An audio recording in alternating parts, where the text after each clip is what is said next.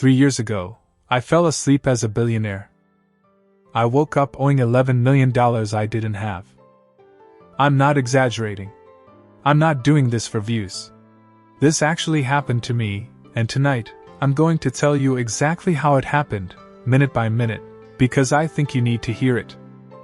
Because somewhere out there, right now, someone is making the exact same mistake I made. And maybe, just maybe, this video stops you before it's too late. So stay with me. This is going to hurt to tell. But I owe it to myself, and to you, to finally say it out loud. How I got there. Let me back up. I didn't come from money. Not even close.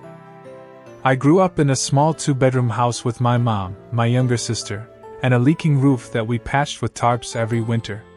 My dad left when I was 7. I don't really remember his face anymore, just the sound of the door closing. My mom worked 2 jobs. I used to watch her come home at midnight, take off her shoes at the door because her feet were too swollen to walk in them, and just sit there. Silent. Exhausted. I promised myself, right there watching her, I would never let my family live like this. Never. So I worked. God, did I work. I started my first business at 19, a small logistics company, basically me and a beat-up van, delivering packages for local shops. I slept maybe 4 hours a night for the first 2 years. I missed birthdays. I missed my sister's graduation. I told myself it was temporary. I told myself it would all be worth it. And you know what? It was.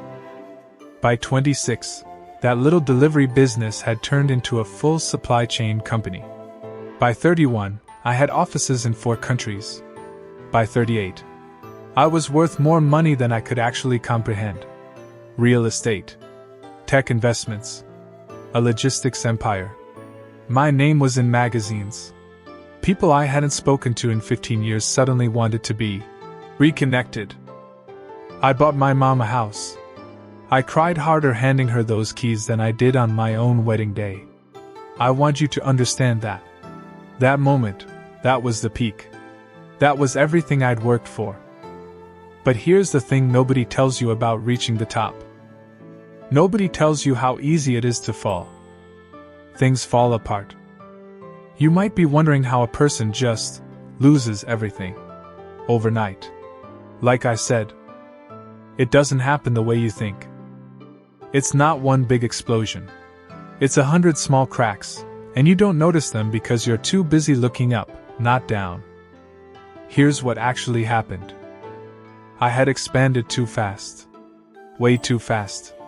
I was leveraged, meaning I had borrowed heavily against my own assets to fund new ventures, convinced every deal was the next big win. My accountant warned me. My wife warned me. Even my mom, who barely understood the business, looked at me one day and said, "Something feels wrong, baby. Slow down." I didn't listen. I never thought I'd say this, but success made me arrogant. I actually believed I couldn't fail anymore. I thought failure was something that happened to other people. People who didn't work as hard as I did, who didn't sacrifice like I did. That belief was the beginning of the end. 3 of my biggest deals were tied to a single overseas partner, a manufacturing and shipping contract worth almost everything I had built. I didn't diversify. I put too many eggs in one basket because that basket had never let me down before. Then, over about 6 weeks, everything started shaking. First, a currency collapse in the region we operated in wiped out nearly a third of our expected revenue overnight. I remember getting that call at 2 a.m. I stood in my kitchen in the dark, phone against my ear, and I just went numb. Then my overseas partner, the one my whole empire was leaning on, got hit with fraud allegations that had nothing to do with me, but froze every account connected to our joint contracts. Just like that. Frozen. Millions of dollars I couldn't touch. Banks started calling in loans. Because when word gets out that you're in trouble, nobody wants to be the last one holding your debt. It's like watching sharks smell blood in water. Everyone who once wanted to be your partner suddenly wants their money back, Immediately, no mercy. I remember sitting in my office at 3 a.m., surrounded by spreadsheets, watching numbers I didn't understand anymore. Numbers that used to represent my success now represented my collapse. I kept refreshing my banking app like it was going to say something different the fifth time. It never did. Within one brutal night, one actual night, start to finish, the final pieces fell. Emergency loan calls. Contract defaults. My primary business account, frozen pending investigation into my former partner. My personal guarantees on company debt meant it wasn't just the business anymore. It was me.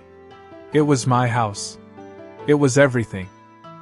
I sat on my office floor that night, not even in a chair, just on the floor, back against the wall, and I did the math over and over, hoping I was wrong. I wasn't wrong. I went from being worth hundreds of millions of dollars to owing $11 million personally. In one night. I didn't sleep. I didn't cry, actually, not yet. I think I was in shock. You know that feeling when something is so big, your brain just refuses to process it? That was me. I just sat there, staring at my own reflection in a dark computer screen, thinking, how do I tell my wife? How do I tell my mother, after everything I promised her? The hardest part wasn't the money. I want you to really hear that. It wasn't the number. It was the shame. The shame of having to sit my wife down and say, we might lose the house. The shame of watching my mother's face when I told her the house I bought her, the one I was so proud of, might have to be sold to cover debts. She just looked at me and said, I don't care about the house. I care about you. And I broke down right there, for the first time in years, like a little kid. The next few months were the darkest of my life. I stopped answering calls from people I used to consider friends, because I knew what they wanted. Either they wanted money I owed them, or they wanted gossip about my downfall. I couldn't tell which was worse. I remember driving past my old office building, the one with my name still on the door, for a few more weeks before the lease got terminated, and just sitting in my car in the parking lot, unable to go in. Unable to face my own employees, most of whom I had to lay off. People with families. People who trusted me.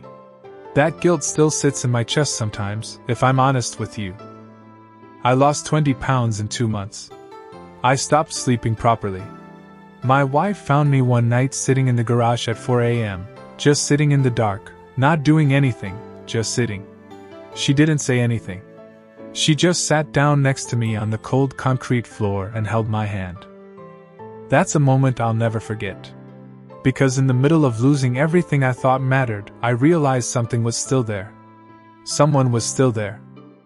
There's a moment, and I think everyone who's been through something like this has their own version of it, where you hit a kind of rock bottom that's so complete, so total, that something in you actually shifts.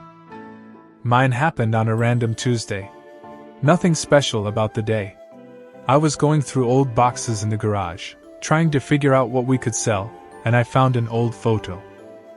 It was a picture of me at 19, standing next to that beat-up delivery van, grinning like an idiot, because I had just made my first $100 in profit. $100. I remember that day like it was yesterday. I had felt like the richest man alive. And I sat there in that garage, holding that photo, and I just started laughing. Then crying. Then both at the same time, like some kind of breakdown, but not a bad one. A releasing one. Because I realized something. That 19-year-old kid didn't have anything. No money, no name, no reputation. And he was still happy. He was still proud. Because he wasn't chasing a number. He was chasing a feeling. The feeling of building something with his own hands. Somewhere along the way, I had lost that. I had started chasing the number instead of the feeling. I had let the money become the point, instead of being a result of the point. That's when it hit me. I hadn't just lost $11 million that night. I had lost myself, long before that night. The night just made it visible. You might be wondering, okay, that's a nice realization, but does that pay the bills? Does that make the debt disappear? No. It didn't. Not immediately. But it changed how I carried the weight. It changed what I decided to do next. I want to be honest with you, there was no magic moment where a check appeared and saved me. That's not how real life works, and I'm not going to pretend it is just to make this video feel nicer. What actually happened was slower, harder, more boring, honestly, than any movie would show you. I sat down with a bankruptcy attorney and faced the numbers head-on instead of avoiding them, which is something I should have done from the very first night, not 3 weeks later.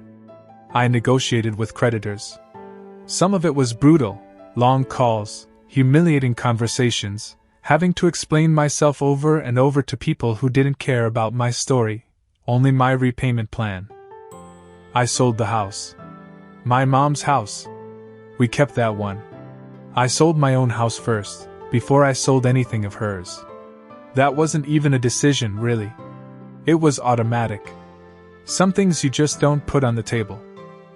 I sold cars, watches, things I used to think defined who I was. And weirdly, letting go of them felt lighter, not heavier. Like I'd been carrying invisible weights I didn't even know were slowing me down. I took a job. Yes, me, the guy who used to run a company with offices in 4 countries. I took a logistics coordinator job for someone else's company. My old title would have been laughable to that 19-year-old me who dreamed of being his own boss. But I needed steady income while I dug out of debt, and honestly, learning to be humble again was probably the best unplanned lesson of my life. At night, after that job, I started rebuilding, small. Painfully small. I started consulting for other small logistics businesses, one client at a time, teaching them what not to do based on everything I'd been through. No big office. No fancy title. Just me, a laptop, and a list of hard lessons I was determined to actually use this time. It took 2.5 years to pay off that $11 million. 2.5 years of every spare dollar going toward debt. 2.5 years of my wife and I eating simple dinners at our kitchen table, sometimes laughing about how far we'd fallen, sometimes crying about it, but always, sitting at that table together. And here's the part that still gets me, every single time I tell this story. The day I made my final payment, the very last dollar of that debt, I didn't feel rich. I didn't feel triumphant like the movies show you. I felt free. Free in a way I hadn't felt since I was 19 years old, standing next to that beat-up van, grinning like an idiot with $100 in my pocket. I think about that night a lot. The night I lost everything. For a long time, I saw it as the worst thing that ever happened to me. I still remember the pain of it clearly. I'm not going to sit here and tell you it didn't hurt, because it destroyed me for a while. It really did. But now, when I look back, I actually see it differently. That night didn't just take things away from me. It also took away every illusion I had about what actually mattered. Before that night, I thought success meant numbers. Offices. Titles. Recognition from people who didn't even really know me. After that night, I learned success means something much quieter. It means my wife sitting next to me on a cold garage floor at 4 a.m., saying nothing, just being there. It means my mother telling me she didn't care about the house, she cared about me. It means being able to look at myself in the mirror and actually recognize the person looking back.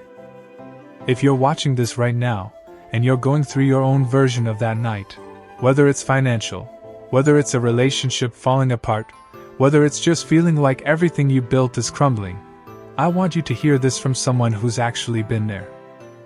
It's not the end. I know it feels like the end.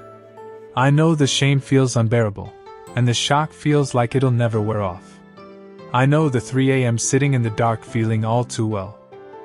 But you are not your bank account. You are not your title.